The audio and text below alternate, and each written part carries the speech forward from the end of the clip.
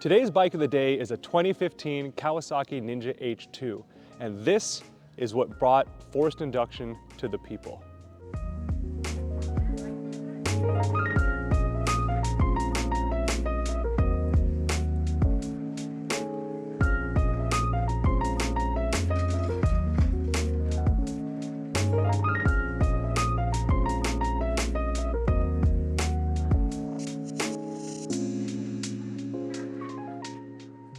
When Kawasaki first debuted this motorcycle in 2015, it truly was a revelation in the world of motorcycling because it was the first bike in modern times to have a supercharger on it from a production standpoint. And so it really is hard to describe what that's like from a rider experience, but it's like nothing else I've ever ridden. You get on this, of course, first gear, second gear, it accelerates hard, but when you get into third, when you get into fourth, it just keeps going. The acceleration doesn't seem to slow down, and it's a really surreal experience.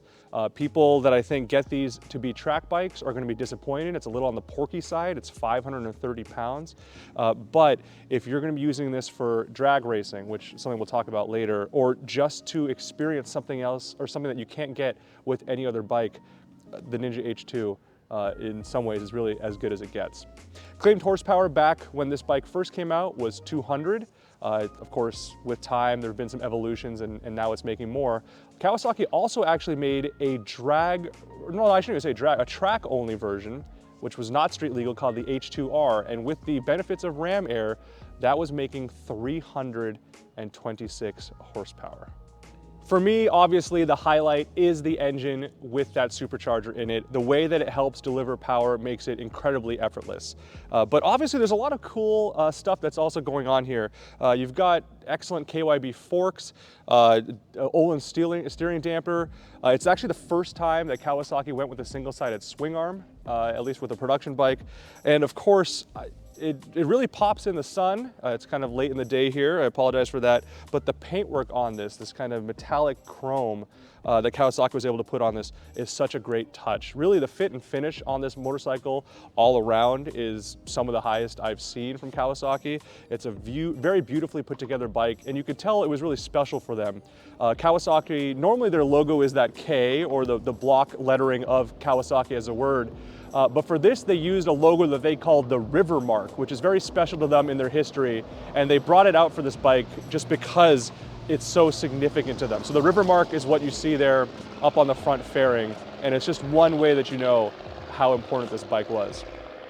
To be frank, my experience with this, having ridden one, is actually just commuting back and forth a few times. I haven't had the pleasure of doing any crazy adventures with one, but I do have a soft spot for the platform. Kawasaki not only built this bike, they built the H2R, the street legal, or the non-street legal one. They also made the ZH2, which is a naked version of this, and they made the H2 SX SE, which is a sport touring version. And it was that last one that I actually took. Well, I got one out of Kawasaki's press fleet for a story, and I went from coast to coast. I went from Jacksonville, Florida to Santa Monica, California in less than 50 hours on one, while also taking the time to film it. Frankly, when I finished that story, I wanted to buy the bike. It's such an incredible way to be able to enjoy what a supercharger can bring to you. I'm gonna fire this up for you later in the video and rev it a couple times, but the mic's not really gonna pick up, to me, what's one of the coolest aspects, and that's after you come off the gas, you just hear the blow-off valve from that supercharger is kind of like a high-pitched whine. And again, it's something that you don't get on any other motorcycle. It's such a cool experience when you're riding this. Inside the supercharger is an impeller, which helps create the boost. It rotates 9.2 times faster than whatever the crank is rotating at. So if you're at 14,000 RPM in the engine, that little impeller shaft is spinning at almost 130,000 RPM. So I have a soft spot for this because of my my touring run on it, but one of our favorite people here has a couple of great stories for you as well. Kent Kunitsugo, he of course, our general manager and the former editor-in-chief of Sport Rider magazine, actually had the opportunity to ride one of these, and I wanted him to share a couple of his favorite stories with you about that bike. So here's Kento. So when the Ninja H2 came out in 2015, obviously all the media were clamoring to test it, us included, at Sport Rider. And but because obviously Kawasaki didn't exactly have a lot of test units to go around, they were basically telling everybody, sorry, you know, we can't let one out for testing, you know, not even for like a day. So we were kind of throwing around some ideas, and I'd seen that Brock Davidson of Brock Performance had been marketing some bolt-on parts for the H2. So I called up Brock and talked to him for a little bit and asked him about, you know, hey, you know, would you be willing to, you know, have some of your parts installed on a H2 and do some performance testing?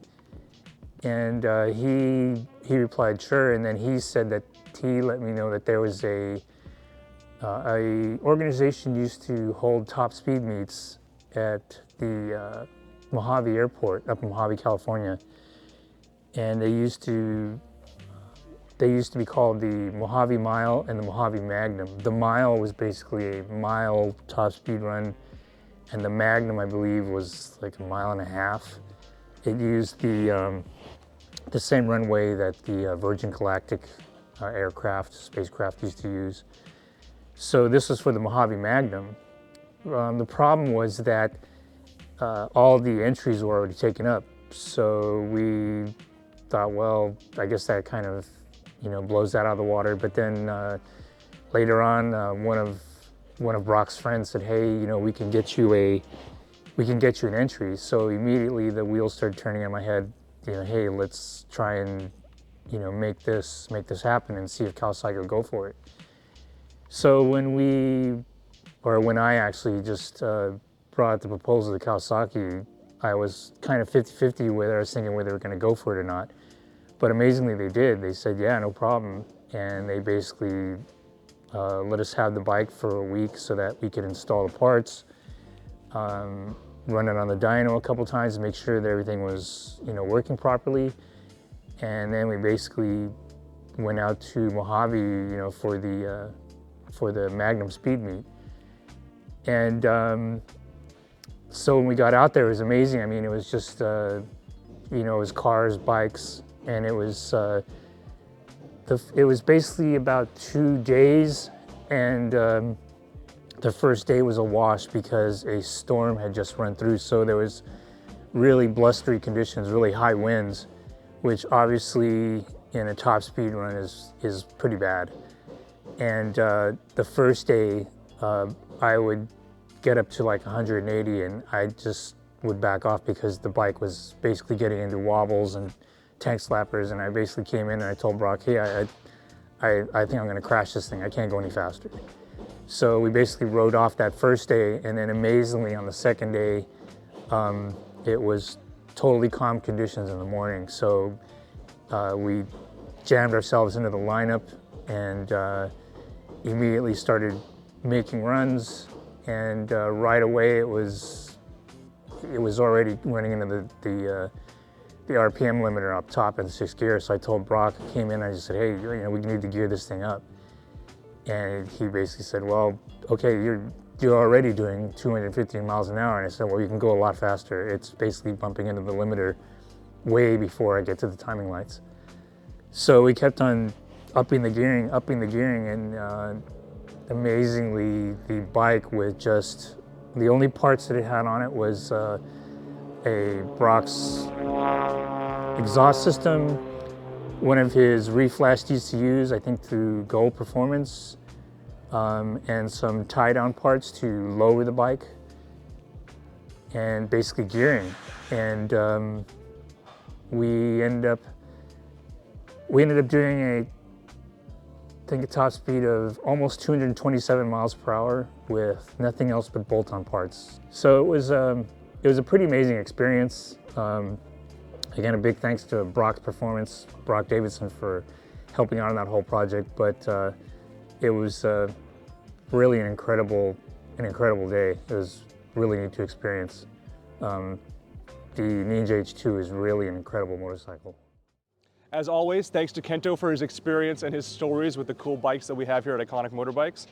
Speaking of which, this one, today's bike of the day, is actually for sale on the auction site right now. We've known the history of it for a bit. It was with the original owner was in his 70s, and he bought it, put about 5,000 miles on it, and then had us sell it, put it on our auction site. It's sold to the current owner who has had his fun with it, and now he is putting it up for sale as well. So it's a two-owner bike with a little bit over 7,000 miles, and now I actually get to show off one of my favorite parts of this. I talked about how the fit and finish is really sweet on this bike. Well, here's a great touch. You can see that the tack kind of lights up, so as you're going through the revs, it's showing numerical values, but only as you pass them. I think it's just such a great touch when you're riding it. But anyway, so 7,433 miles on this thing, and I think it's time for me to fire it up.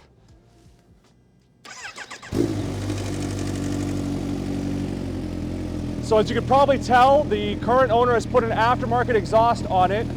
It is already warm. Let's give it a couple.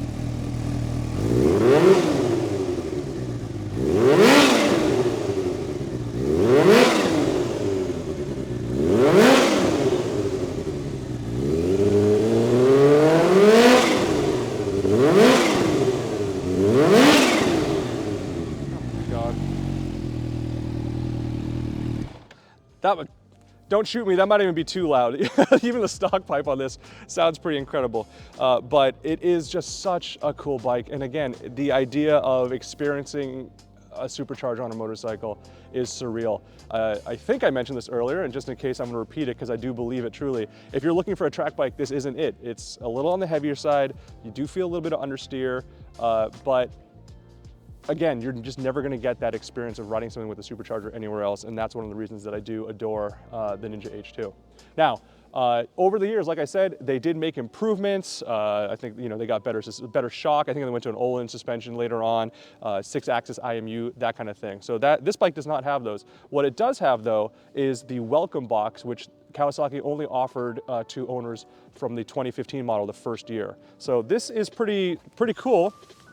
Gonna bring it up here, and I don't even think I can fit it in this area. You can see one of the interesting things about this is how tucked in you are from a riding position. Like you really get cradled, but I don't think there's enough room for me to put the box in here. I don't want to scratch anything. So let's do it this way. There's two things that I want to show. First,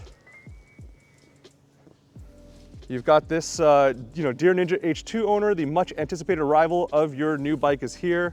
And once you pop it open, there's a book, 30 years of history on the Ninja, a keychain, a USB drive with some goodies in it, that kind of thing. What's really, really cool about, there's also, actually, let me show you these things first, I apologize. There's also a book with some press information and a 511 tactical shirt that's been branded with Ninja on it. But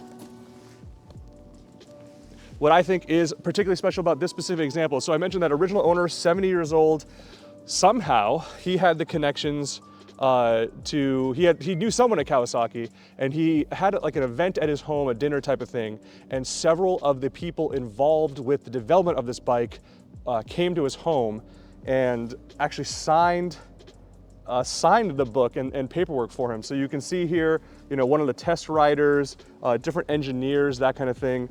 They all signed his book, and it's just, that's just so cool. So pretty exciting with this bike to be able to have that as part of the package, and that's all I got really. So thanks for watching. I hope you enjoyed this, maybe learned something about Ninja H2, and if you want this for your own collection, you know how to find us. Good luck with the auction.